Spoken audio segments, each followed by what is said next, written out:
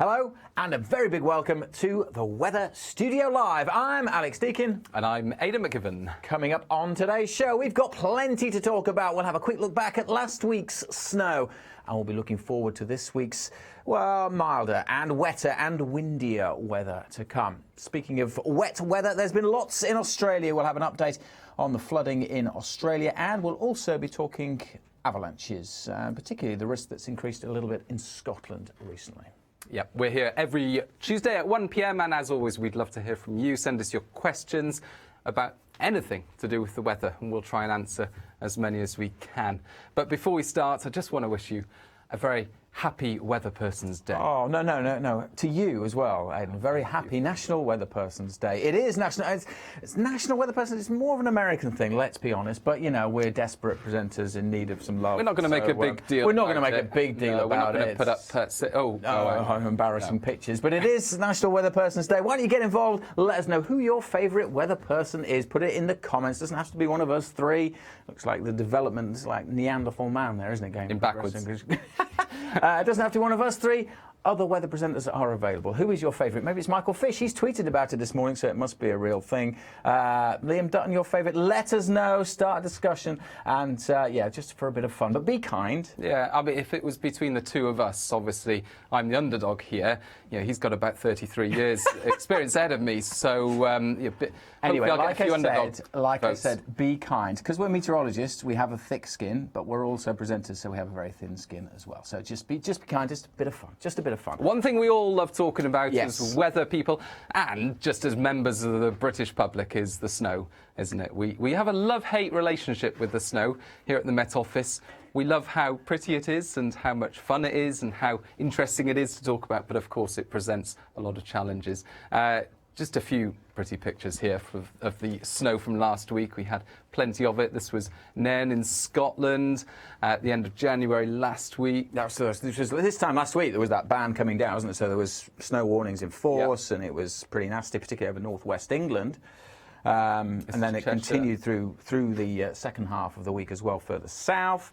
And we had a lot of snow across parts of Yorkshire too. The cows enjoying it there. It was just beautiful. But as I said this last week, about 90% of meteorologists that I know love snow, but 100% of them hate forecasting it because it's just always so tricky. It's always on a knife edge. All or nothing type of when weather. You get pictures like that, it's definitely worth it. Dartmoor was particularly stunning at the weekend. By Saturday, the sunshine had returned, and these are the pictures that we saw plenty of. Who's that? That's me, my little girl. We went sledging in the Brecon Beacons and had a great time. Your wife tells a slightly different story of searching for snow across, but we won't go into I promised her a lot of snow. We won't go into that. Yeah. Molly. Now, what's this? This is the UK? This is the satellite image from Saturday. Lovely sunny day for many places. Some of these white bits are cloud. A lot of the white bits are snow. You can see the south of Scotland, much of England there, Wales. And you can see the extent of the snowfall across much of central and southern England into Wales as well. But you can also see, and this is why it's so tricky to forecast, the huge variability of snowfall. Hardly anything for the Somerset levels there, but just down the road there was a large amount for, say, the Blackdown Hills in Devon and Somerset and into central southern England, Hampshire and so on. Wales also seeing plenty of snowfall, predominantly over the hills, and of course Bodmin Moor and Dartmoor. So didn't quite make it into the London area, and of course some of the heaviest stuff across parts of Hampshire last Friday evening. And actually really close to Italy, you can see some of the major roads there if you really zoom in that have obviously been freed up. But you can see the tendrils there of the higher ground across the southwest. It's a great satellite picture. It was interesting watching it develop here at the Met Office because it started off as heavy rain. We had heavy rain through much of Thursday, and then it got colder and colder. We had a lot of sleet for a while, and then eventually the snow arrived as cold air from up here mixed with the weather front that was coming up from the southwest. But it's over the hills where it turned to snow much earlier in the day, and that's why they had much deeper snow over, say, Bodmin Moor and Dartmoor. Much of the sort of southern third of Britain was covered by a yellow warning that talked about, snow into the double figures of centimetres, but also talked about how some places would largely miss out, particularly around coastal areas, and that's what we saw. So, but there's been plenty of snow further north as well. Across Scotland, we've had lots of snow recently. A beautiful picture here. You can quite clearly again see the mountains poking out there, and they've had a fair bit. They've had a lot of snow showers there, haven't they? So it's not necessarily been all frontal, where you get a band of wet weather that all turns to snow. This has mostly been just snow showers, but of course they build up and build up and build up, and they've started to cause a few problems across parts of Scotland. So this is the very latest update from the avalanche information for the Scottish mountains, and this service, they use the Met Office weather information to make this forecast, this prediction, talking about the warnings of avalanche activity, and it's gone up to amber there in the northern Cairngorms recently, so they've got an amber warning in force then. It's the same system they use across the Alps as well, so that level has been heightened. Lots of reasons why you get avalanches. One of the main ones is actually wind blowing the snow around that can move large areas of snow from one area to another. And then, of course, it's about how unstable the snow is. Why is it unstable? Well, it always falls in layers. So you get one layer, and you can have different types of snow, wet snow, very dry snow. And if you get those different layers building up, also an increase in temperature, which we've seen recently. It's got a lot milder, as we've already talked about, which is another area why you can get avalanches too. And so far this year, 22 avalanches in Scotland. Last season, so from January through to March, over 200 avalanches. Obviously, it was a very snowy season last year because of the beast from the east. A lot of snow in Scotland, and so there was 200 avalanches. Year before, one of the lowest for 10 years, only 90 avalanches. And February actually is the most common time for avalanches in Scotland. Makes sense. Well. And the emergency services get called out, the mountain rescue, around about 200 times a year. So this is a really important service, and if you are going up into the mountains, make sure you are aware of the avalanche risk, but also the weather. Met Office mountain weather forecast. You can find that on our website. Put the link in the description following this live. And yeah, you can see the mountain ranges highlighted there, so you can get specific forecasts highlighting the various weather risks over the next few days. It's not just avalanches. Obviously, if you're going up the mountains, you know, torrential rain. The weather is so different high up on a mountain. The temperature drops by 1 degree every 100 meters you gain in height. The rain can be much more intense. Winds, obviously, winds massively stronger high up on a mountain than they are down in the valley. So you need to know what the weather. Well, I was just reading about this in an interesting article in Trail magazine about how many of our weather extremes in this country have been recorded in the mountains. Cairngorms holds the record for the lowest UK temperature. We've had also the windiest day in the Cairngorms, and the wettest weather is found in North Wales, in Cumbria as well. And you can find that magazine article online. So Trail magazine took one of our meteorologists up into the mountains, talked about mountain weather, the extreme weather that you get up there, the challenges with predicting mountain weather. It's a really good read. We'll be tweeting a link to that later on, so if you follow us on Twitter, you'll see that with some great pictures as well. Dr. Mike Redding, a senior meteorologist of ours working in Aberdeen, headed up into the Cairngorms with Trail magazine. Some great pictures as well. He's not taking a selfie there. He's actually holding out an anemometer and recording the wind speed on top of... Speaking of selfies, I'm not taking one now. I'm just looking for some questions that you've been sending in. Do you think this mild trend will continue for the rest of the winter, or will we get colder interludes? Well, we probably will get some colder interludes. Looks like it will get a bit chillier again second half of this weekend, actually, through Sunday and into the early part of next week, but it doesn't look like it's going to last. If you're talking about easterlies, well, there's no real sign of those returning, is there, at the moment? In the longer range, it looks like it's more an Atlantic influence into next week. But of course, it is still only early February. We all know what happened The easterly winds really kicked in right at the end of February last year and into March. So, you know, winter's not even halfway through, really. No, it is more than halfway through. I always think of March as still being winter. But if you take March as well, and of course we had another beast from the east, then we've got 2 more months left of potentially, more snowy incidents. So it's too early to write it off. But the medium-term forecast, yes, not pointing at anything significantly cold or severe at this stage. We'll have more on that in a moment. Orbs on YouTube said, honestly love both of you, both my favourite people to watch. Thanks, Mum. Orbs, that's your mum's name on YouTube. That's my mum's name on YouTube, Yes. Great, thank you for that. Ruth on Facebook, where is the jet stream today? Well, it's high up in the We'll take a look in a moment. We will take a look at that in a moment. But before that, it's close by. We'll show you in a minute. Before that, actually, keep watching, Ruth. It's the winds and the low pressure at the same kind of level as the jet stream in Australia that have been causing problems for parts of Australia. Because this is really quite incredible and very serious as well.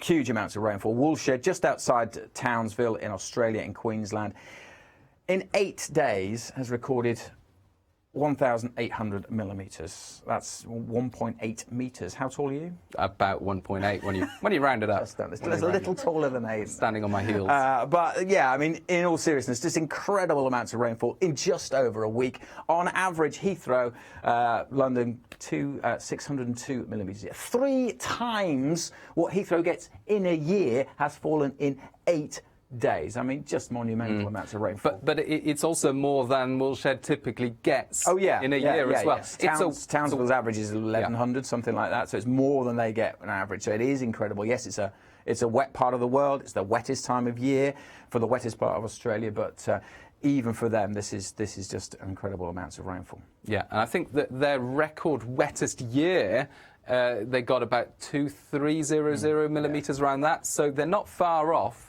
their wettest ever year, and we're only into February. And there is more rain to come over the next few days. You can see this area of low pressure, which has just been sitting across Queensland over the causing it, last week or so, and it's been stuck there because of a similar area of low pressure at the same kind of height as the jet stream, and so these two have just been sitting in unison. But as you can see, by Thursday into Friday, finally the rains start to ease. The low pressure moves into the sea, and it actually starts to develop. It gets a bit deeper because it's pushing into the sea by this stage, but thankfully the rains have moved away from Australia. But still could get, for the next couple of days, another 100, 200 millimetres of rain a day in that part of the world. So there's going to be further flooding problems before it's gone. But the good news is that, yes, come the end of the week, the things should at least be improving in terms of falling out the sky. Obviously, it's going to take a lot longer for all the flooding incidents to be cleared up. Any more questions coming in, Aidan? Sean, 2019, a romantic chap like me, has asked what's happening on Valentine's Day next Thursday. Well, again, we're looking at more of an Atlantic influence, so it looks as if it's generally turning a bit milder through next week, and we'll probably be looking at spells of rain coming in from the Atlantic. We'll have the 10-day trends tomorrow. You'll be doing the 10-day trend tomorrow, so watch that if you're really interested. We'll have a bit more detail on the longer term into next week. The 10-day trend available on YouTube and Facebook from tomorrow afternoon. Essentially, over the next week or so, you've got the weather chopping and changing. Some days it'll be dry, bright, blustery as well with showers. Other days it'll be wet and windy. That's most likely to happen through next week. So be touch and go with Valentine's Day, whether you get a clear slot in between low pressure systems. What kind of weather do you want on Valentine's Day? That's an interesting question, isn't it? I mean, some would love a bit of snow. Some would like really cold, so you can snuggle up in front of the fireplace. A bit of rain to huddle under an umbrella. Is that romantic? Or a bit of glorious early spring sunshine? Not a good time of year for Valentine's Day, is it? You'd be better off having it in a warmer time of year, and you could go out and... Anyway, Christina on Facebook says it's dull and dreary in Red Hill. Thank you, Christina, for your update, for your ob. Yes, there's a reason for that, because there's a weather front that's moving in, bringing damp and drizzly conditions. It's probably pretty similar in Red Hill tomorrow as well, actually. Let's take a look at what's going on the next 48 hours or so. So this is this afternoon, and you can see all that cloud and the rain moving in.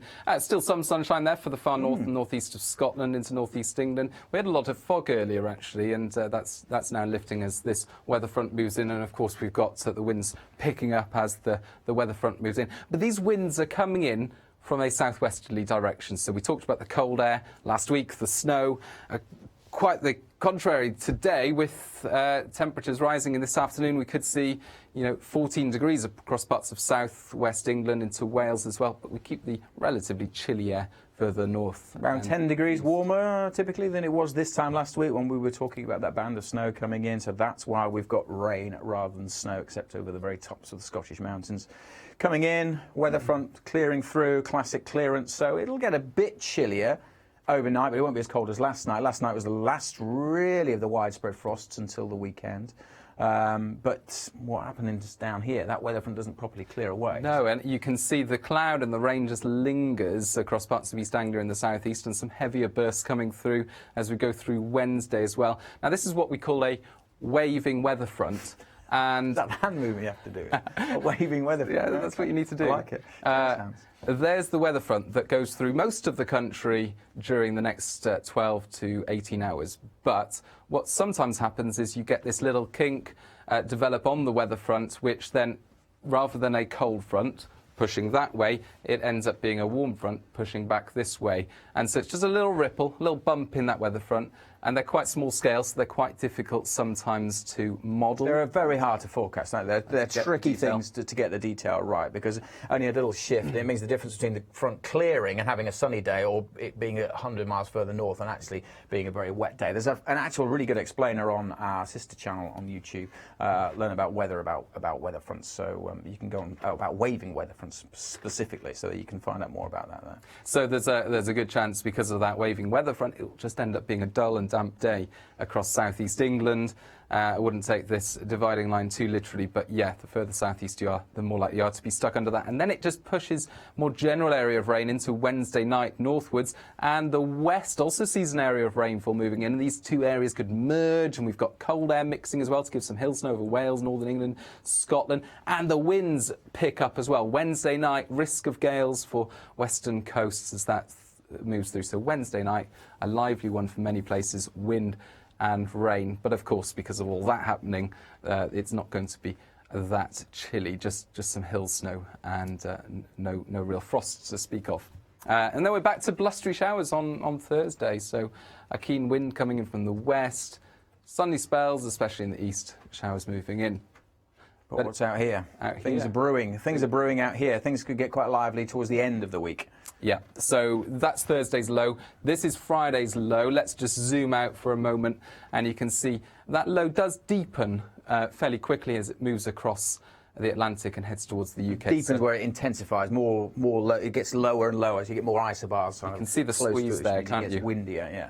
And let's zoom in there. And that's the tightest isobars are likely across parts of England and Wales, and that's where the strongest of the winds are likely. Also a spell of heavy rain through Friday, clearing away into the weekend, but really it's through Friday night and into Saturday where we are keeping an eye on this area of low pressure because of the risk of disruptive winds for parts of England and Wales in particular. But then as it pulls away, of course, it's going to be windy as well for Scotland and Northern Ireland. So a very windy spell heading into the weekend. Yeah, so it's worth noting that for the time being. Just it's a few days away. Obviously, we'll firm up on the details over the next few days. But basically, yes, a windy spell on Friday with another band of rain swinging across. Could be another low that moves through. But behind that, it does look as if it will at least temporarily turn a bit colder. Doesn't look extreme at this time, but it will turn a bit colder again through Sunday and into Monday, early part of next week. Brief northerly plunge there, but no definitive signs of widespread cold returning in the next week or so. Now, you might not be aware that we do a podcast here at the Met Office. We've been doing a podcast each month for some time. It's called Mostly Weather. And if you enjoy listening to podcasts, maybe you've got a service that you access podcasts from, or you can just head to soundcloud.com and search for the Met Office and click on the Met Office profile there, and you'll find these podcasts. A relatively new one this year is a podcast called Weather Snap. So this is our monthly one, Mostly Weather, which is just a general chat, a bit like this, about different topics each month, and then Weather Snap is a more newsy one that goes out each week. That's every week, isn't it? It's got kind of current weather in it, whereas Mostly Weather looks at bigger issues, talking about NWP this week, I think. Numerical weather prediction. And the father of numerical weather prediction, L.F. Richardson. So, yeah, you won't want to miss that. Caleb Randall on YouTube says, can you tell me how windy you expect it to be later this week, Friday and into Saturday? I live in Stevenage. Well, Stevenage is reasonably well sheltered from that, but we're talking gusts. At the moment, it looks like probably around 60 miles an hour around coasts. maybe a bit more than that. It does depend on the intensity, which is related to the jet stream. In Stevenage, inland of those kind of wind directions, probably only 30, 40 miles an hour as a ballpark at this stage, but it is 3-4 days away. So make sure you stay tuned to the forecast, because things can change with that. But that's the kind of ballpark we're looking at. Damien Stacey, my local weather presenter, says 6 Celsius is cold. It really annoys me. It's an average temperature for February. Well, it depends where you are, Stacey. I'd say 6 degrees. The average further south this time of year is probably 9 or 10. If you're in Scotland, then yeah, 6 isn't far off the average. But it's all about how it feels, and the wind is subjective thing, isn't it? It is. The wind is crucial as well. You can go outside 6 degrees if there's no wind.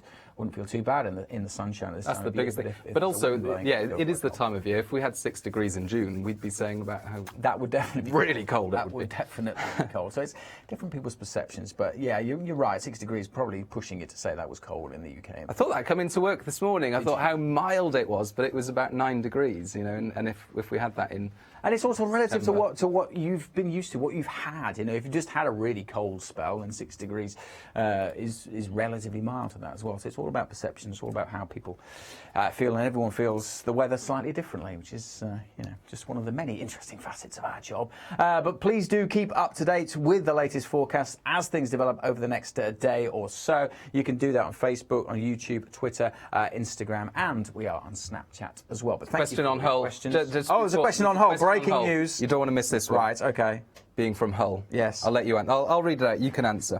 Why do we rarely get snow in Hull when other parts of East Yorkshire do? Is it our low elevation or close proximity to the Humber? That's from Kay on Twitter. A bit of both. That's a great question, Kay. I was always disappointed growing up just near Hull. There wasn't any huge amounts of snow. There is, yeah, you can make a couple of good points there. It is about the relatively low elevation, so the North York Walls, the walls are going to get more because they're higher up. But also, if you think about the way the wind is coming from, to get snow from the west, and it's all going to, if the wind direction is coming in from the west, you've got Atlantic weather systems. If it's cold, they bring in the moisture. All that moisture is taken out by the Pennine, so you don't get as much to the east. So the east is sheltered in a westerly, but equally in an easterly, you are close to the Humber, you're close to the coast, so you don't get it. You're warmed by the sea around you. So there's the estuary to the south of Hull, there's the coast not far away to the east. So yeah, it is a little bit to do with the geography. But I remember. I don't know when it was actually, which was early 80s when it was. And do you know what? It snowed in Hull. Cheeky. That's twice. It snowed in Hull 45 years ago today. There was snow on the ground in Hull. Do you know why? Because my mum remembers it, because she was just about to give birth to me. It's my birthday on Thursday. So there you go. So there, a little weather fact for you. It does sometimes snow in Hull, but it doesn't snow all that much. I mean, I up my vote for national weather because of that little comment. That's a good question. Thank you very much, Kate. Thank you for being involved, and please do keep your questions coming in. Any other weather aspect you want us to talk about, want us to discover, want us to talk about, we can get experts from anywhere around the Met Office. So do keep watching, keep sending your questions in, and we'll be here same time next week. Thanks for watching. Thanks.